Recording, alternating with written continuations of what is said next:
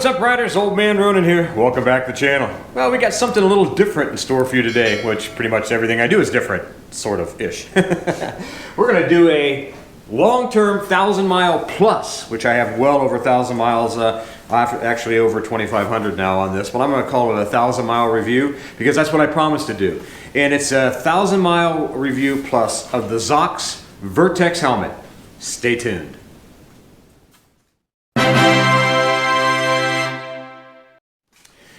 I have to be completely honest with you. When I first got this helmet, I didn't have a lot of great expectations because I've never really rode a ADV style helmet, you know, one with a bill on before. I mean, I've had the old style, you know, 3/4 helmets with a with goggles and you know, mouth guard and things like that, but I never had an ADV style one. And so when I got it, I went to a place called Iron Pony in Columbus, Ohio, and they had these on sale, and I looked at the ratings, and of course it had all the DOT and the European ratings on it, and it was the right color. I mean, I love black helmets, and that's one of the reasons why I got it.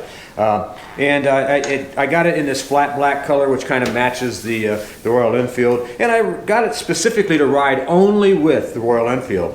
And so I tried it on and got the one that fit me, the right size. And the first thing I noticed was that it did have vents on it, and we're going to show you real quick here. I'll do some more close-up here, but it has vents at the top. There's a couple different settings for it, a little bit of open and a lot of bit of open. And it also has one down in the mouth area.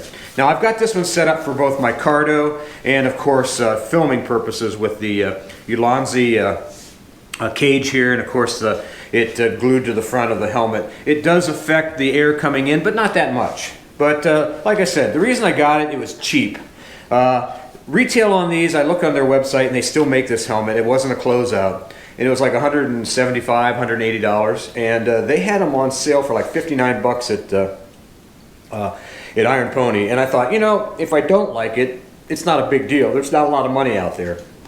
So, and I wasn't sure if I was going to keep, you know, ride this style of helmet or stick with my built wheel lane splitter or my Gringo or my Bonanza, which I'm a huge fan of built wheel helmets, and I'll show you some stuff in the future on those. But I wanted to try this helmet. It does have a, and I'll get some close-up stuff to it too, a flop down colored shield as well, and plus the traditional clear shield.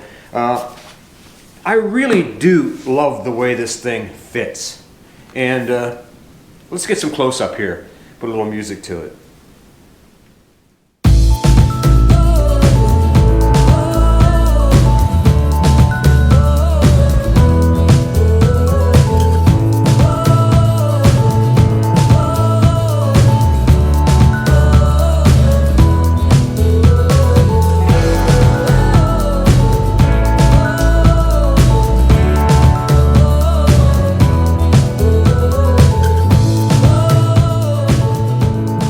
Well, one of the first things you'll notice on this is this quick release chin strap, which I simply love. It's the only helmet I have like it. Most of my helmets are D-ring or the old style D-ring, and you know, they're great. I've been doing that for 45 years or better, but this is the first one that has this quick release, and I really do like it. It's got really great padding. Let me turn it upside down here.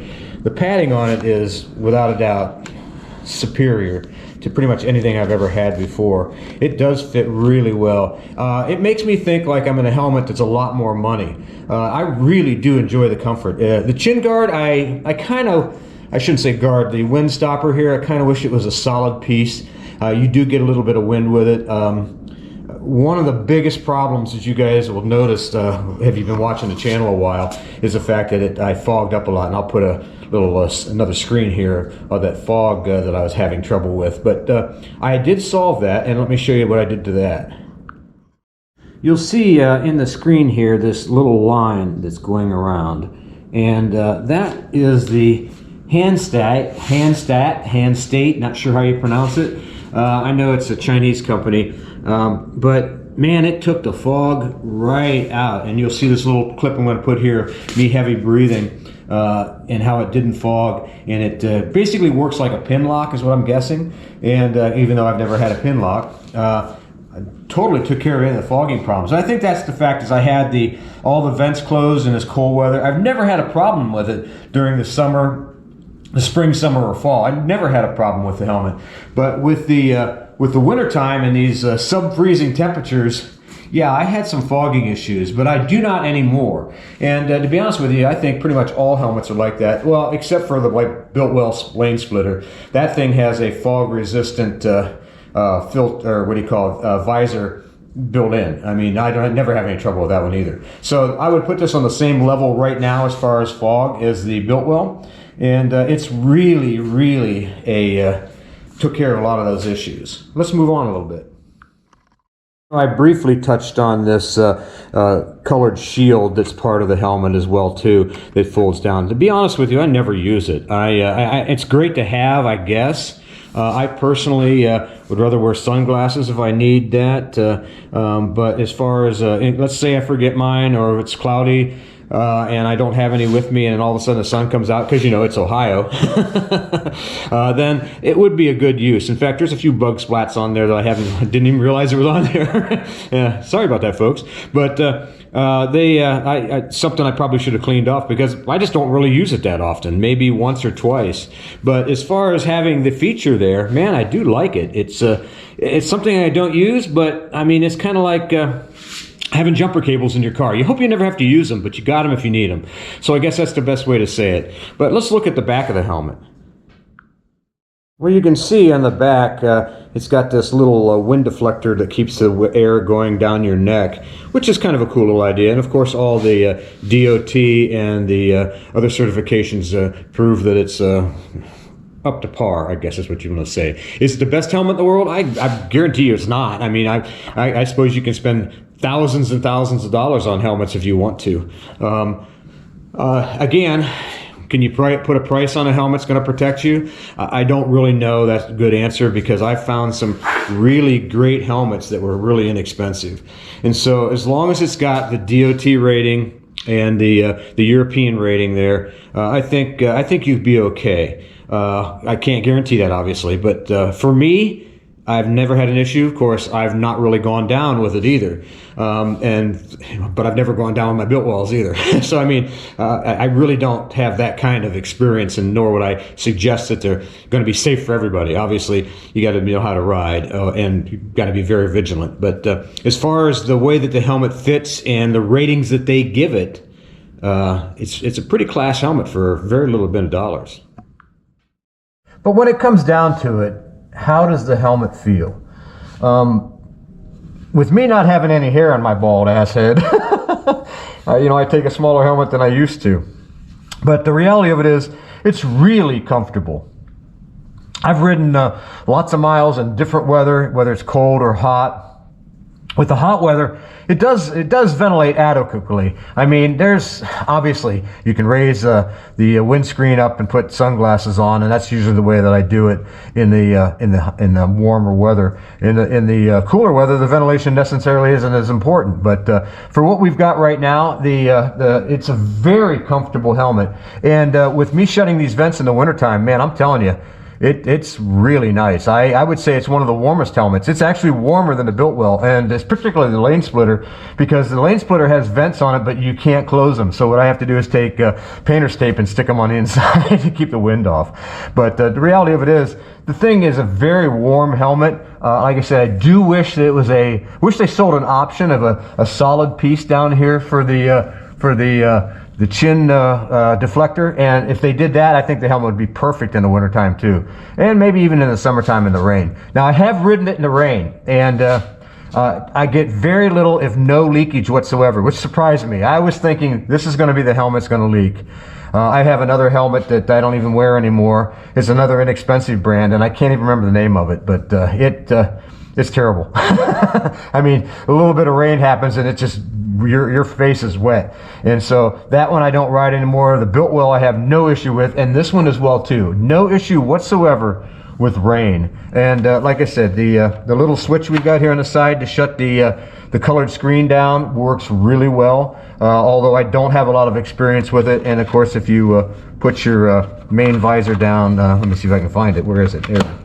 You probably can't hear me now, but let's put this up and let's show you a little fog test. Now, it's cold in my garage because I have no heat here, but let's see if we can generate some fog. This is the problem I had, if you can see around the edges here, I did have with the helmet before I put this insert in. And right now, I mean, crystal clear, and and you can see how fogged up around the edge. That was the only issue I ever had with this helmet, is the fact that it fogged. And I kind of complained quite a bit, if you remember correctly, because I didn't like the fact that it fogged so much. But since I put that insert in there, that hand state, I'll call it that, the hand state insert, it's been basically a game changer for me. Kind of like my HWK suits. As far as upgrading the helmet, in other words, making a motovlog helmet, there could be some things that are different. And I'm going to make a suggestion to ZOX helmets and pretty much all helmet manufacturers. Instead of giving us that little hole in the side of the helmet to put your speakers in, one thing you'll find out that a lot of the communication systems, the speaker has to be directly over your ear. And not everybody's ear is in exactly the same place. I know that sounds funny, but it's not. One of the problems I had with my Cardo system, and not in this helmet so much, but in my Biltwell, was the fact that the ear holes that you put the speakers in were kind of behind where my ears are. So I had a heck of a time moving them around to get the exact kind of sound, because the sound coming out of those JBL speakers is phenomenal. However, you had to move it past the hole and then, you know, redo your Velcro and things. So instead of having a specific hole, have a slot. In other words, have it the same diameter as what the speakers is, but have it longer if you can possibly do that. That would be one of the #1 things I'd recommend. And ZOX would benefit in that as well too, is having instead of a hole, because I didn't use the hole in this one, that Biltwell told me that. Using that I needed to move them forward. So I actually, marked it and then put them in there, which wasn't even close to the ear hole that they give you. Now again, I don't want to sound like I'm complaining about the helmet, because I really do like it, but I think there's some things that they could do better.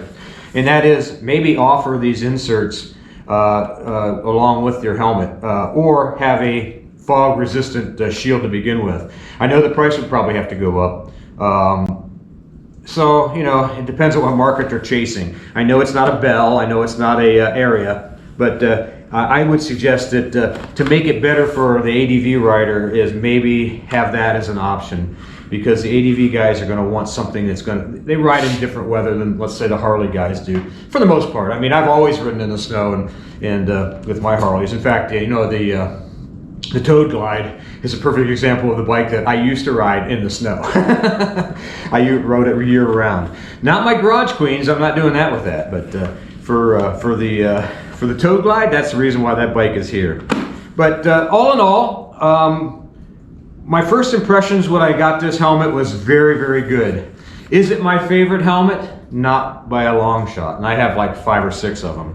However, I would recommend this helmet to anybody that's just getting into the ADV lifestyle, because it comes in fairly expensive. It's got all of the proper safety requirements met. It does have some great features like that quick release chin strap, which I really like, and you can set the helmet up for both motovlogging and communication as well too. Relatively easy, a lot easier than the Biltwell. Well, I guess once you know it's not.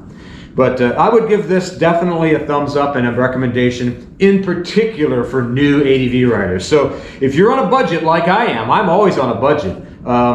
This is a good helmet to get started. And in case you want to have a more expensive one down the road, you're more welcome to get it. Well, I really hope you enjoyed this video. I know it's a little bit shorter than usual, but we are in the middle of tomorrow morning. I'm leaving for a location that you're going to see in a couple weeks. I mentioned that on my Instagram Friday today. And of course, you'll see this a couple of days later, or a couple of weeks later. But you're going to have it's going to be fun. We're going to actually do a 2-up on the old Royal Enfield Himalayan, which I think not too many people are doing, if any at all. So we're going to have a 2-up test on this, and you'll be surprised where we're going to end up. Well, if you really enjoyed the video, make sure you give us a big thumbs up. Make sure you subscribe, hit that bell notification button, and comment and share. I read all the comments and comment as many as I can. So until next time, ride safe and keep her on two wheels, baby. Buy this helmet.